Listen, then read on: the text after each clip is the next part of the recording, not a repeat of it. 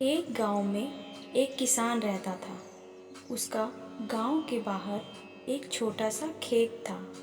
एक बार फसल बोने के कुछ दिनों बाद उसके खेत में चिड़िया ने घोंसला बना लिया। कुछ समय बीता तो चिड़िया ने वहाँ 2 अंडे भी दे दिए। उन अंडों में से 2 छोटे छोटे बच्चे निकल आए। वे बड़े मज़े से उस खेत में अपना जीवन गुजारने लगे।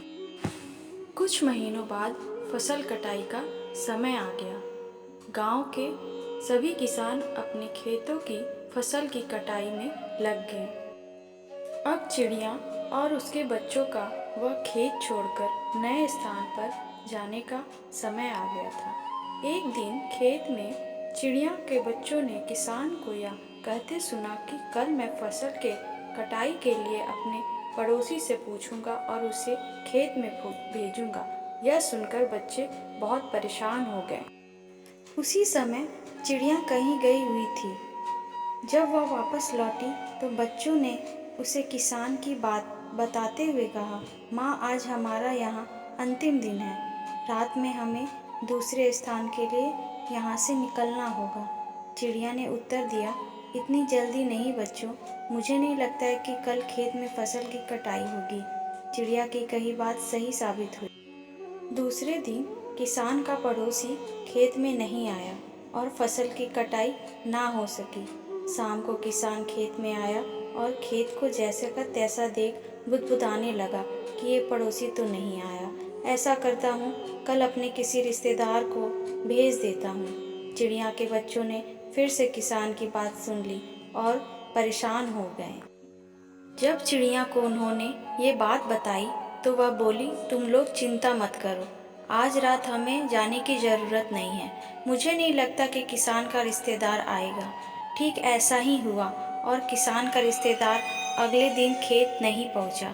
चिड़िया के बच्चे हैरान थे कि उनकी माँ की हर बात सही हो रही है। अगली शाम किसान जब खेत आया तो खेत की वही स्थिति देख बुदबुदाने लगा कि ये लोग तो कहने के बाद भी कटाई के लिए आते नहीं हैं। कल मैं खुद आकर फसल की कटाई शुरू करूँगा। चिड़िया के बच्चों ने किसान की ये बात भी सुन ली। अपनी माँ को जब उन्होंने बताया तो वह बोली, बच्चों, अब समय आ गया है ये खेत छोड़ने का। हम आज रात ही ये खेत छोड़कर दूसरी जगह चले जाएंगे। दोनों बच्चे हैरान थे कि इस बार ऐसा क्या है जो माँ खेत छोड़ने को तैयार है। उन्होंने पूछा तो चिड़िया बोली, बच्चों, पिछली 2 बार किसान कटाई के लिए दूसरों पर निर्भर था। दूसरों को कहकर उसने अपने काम से परला झाड़ लिया था, लेकिन इस बार ऐसा नहीं है। इस बार उसने यह जिम्मेदारी अपने कंधों पर ले ली है, इसलिए वह अवश्य आएगा। उसी रात चिड़िया और उसके बच्चे उस खेत से उड़ गए और कहीं और चले गए।